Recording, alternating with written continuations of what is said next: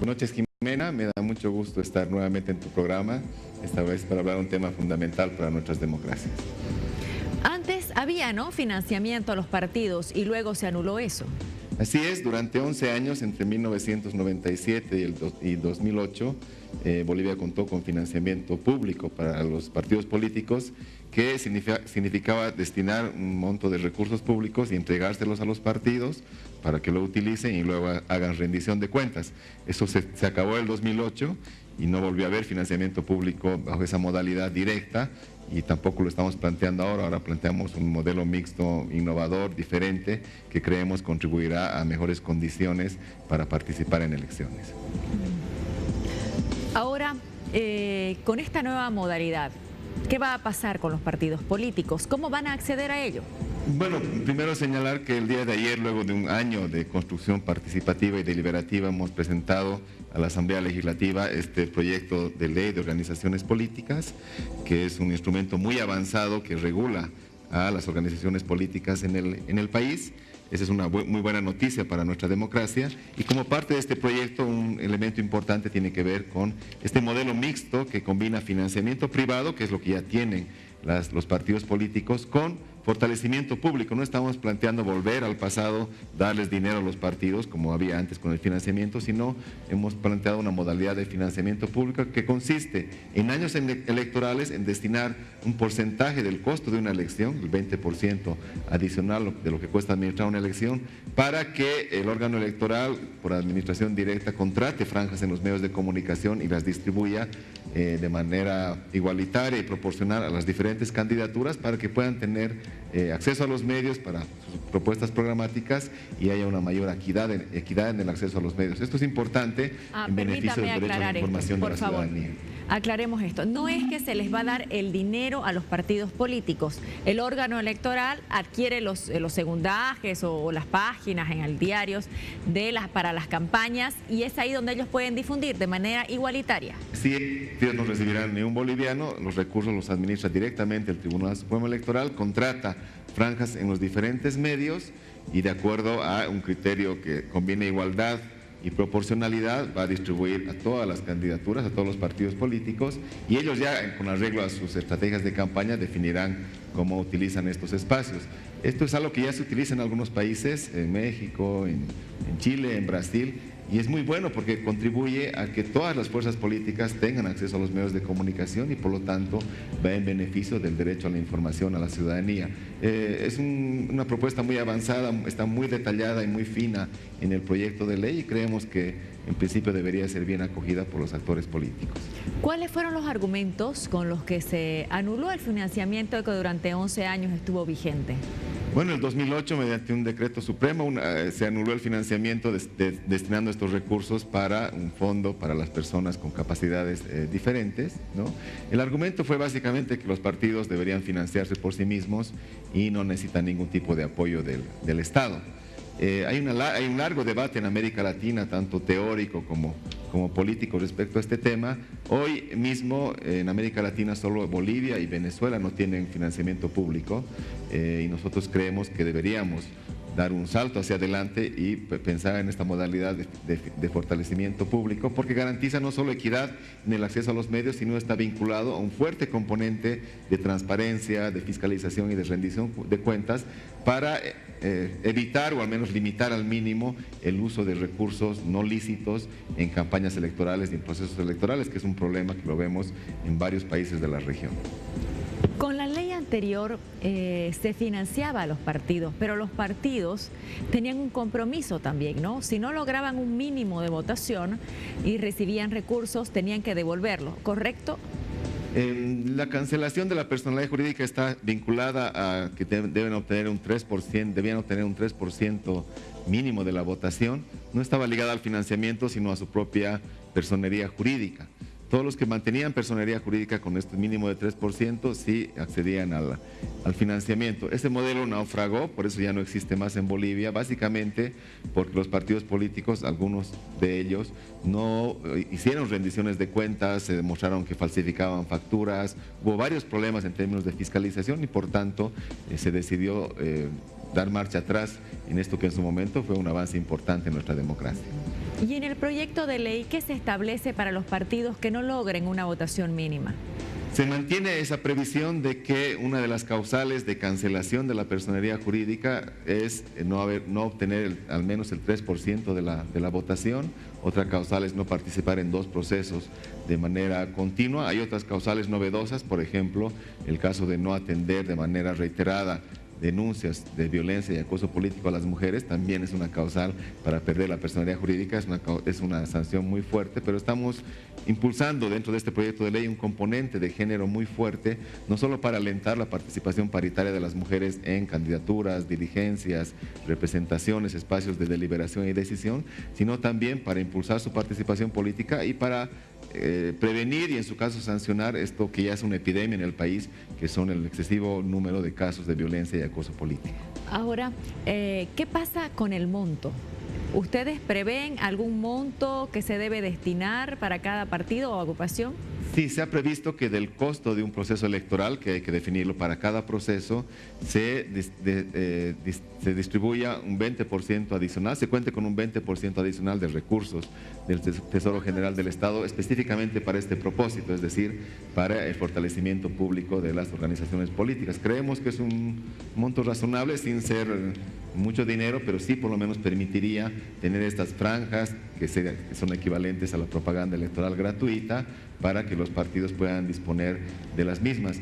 También el proyecto de ley determina que del total que reciba un partido político, solo la mitad podrá ser utilizada por el binomio presidencial, por la candidatura del binomio presidencial, la otra mitad debe ser utilizada para promover las otras candidaturas a senadores y diputados, y dentro de ellas al menos la mitad de candidatas mujeres y por supuesto también candidatos indígenas. Pero permítame, ¿hay un monto? O sea, ¿se puede saber, por ejemplo, para las próximas elecciones generales, cuánto puede ser? ¿100 millones, 200 millones, 50? Dependiendo del costo, si asumimos que la administración de la elección costará 100 millones de bolivianos, entonces estamos hablando de 20 millones de bolivianos. ¿Cuánto costaron las últimas elecciones generales? Las últimas elecciones que son, digamos, el dato más fresco que tenemos, que son las jurisdiccionales de diciembre del año pasado, que tenían su complejidad, costaron 113 millones de bolivianos. No, pero me imagino que una elección general cuesta más. Depende, porque en las judiciales hubo 2 papeletas, ahora solo tenemos una papeleta, ¿no? Pero digamos 120 millones podremos hablar, no me adelantaría a dar un dato, pero estimaríamos una cifra aproximada de 120 millones. De esos 120 millones estamos hablando de un 20% adicional que se destinaría a este propósito. Aclaremos, 120 millones ¿en qué moneda? Bolivianos. 120 millones de bolivianos y de ahí un 20%. ¿Y el proyecto de ley ha sido ya socializado, lo han conversado con agrupaciones, con partidos? Así es, llegamos a este proyecto de ley luego de un año de jornadas de deliberación en todo el país. Hemos hecho 9 talleres departamentales con todos los actores relevantes de los departamentos. Por supuesto, nos hemos reunido con los delegados y luego con los jefes y dirigentes de los partidos políticos y agrupaciones ciudadanas. Hemos tenido talleres con autoridades y representantes de naciones y pueblos indígenas, con organizaciones de mujeres en todo el país, con jóvenes, con especialistas, con académicos. Es decir, ya es un proyecto que viene legitimado por ese proceso amplio de deliberación y con ese respaldo y con la convicción de que es un proyecto sólidamente técnico y consistente.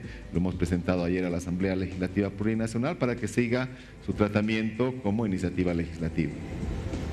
Ahora, José Luis, ¿qué pasa si alguien desde la ciudadanía dice necesitamos hospitales, necesitamos escuelas, necesitamos tomógrafos, aceleradores lineales? ¿Por qué le vamos a dar dinero a los políticos? Si alguien desde la ciudadanía dijera eso, ¿qué se le puede explicar para justificar este proyecto de ley? Primero, reiterar el concepto: no se les va a dar dinero a los partidos políticos como se lo hacía antes y como se lo hace casi en todos los países de América Latina. No estamos planteando eso porque sabemos justamente que hay un sentido común mayoritario en el país que no quiere que se les dé dinero a los partidos políticos.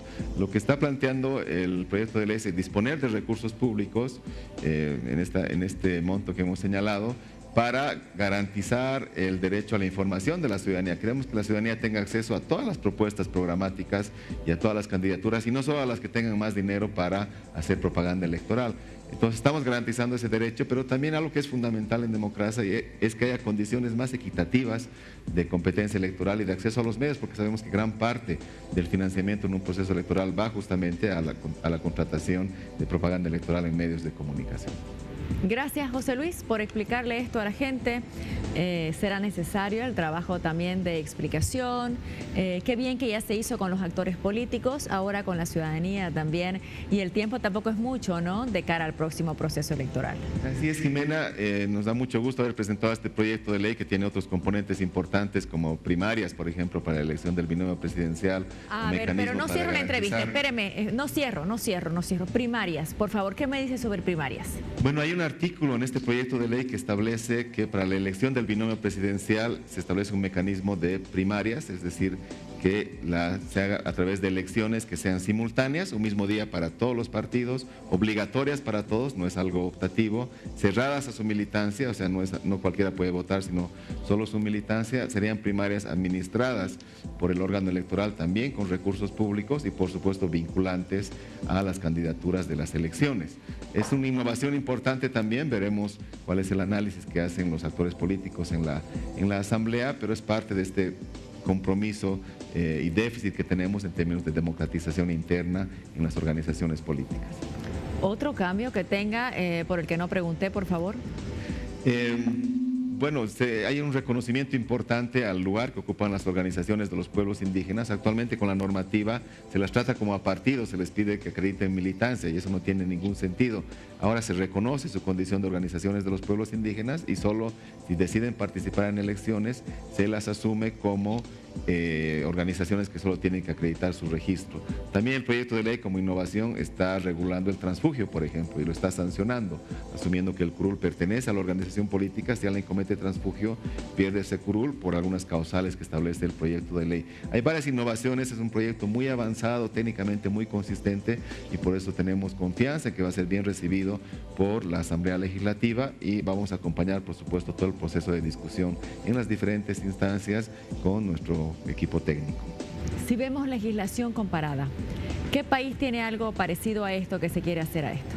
En el tema de primarias hay países como Argentina, Uruguay que tienen primarias, pero son modalidades distintas. En Argentina, por ejemplo, son primarias simultáneas, obligatorias, pero son abiertas, es decir, cualquier ciudadano puede votar por cualquier candidato.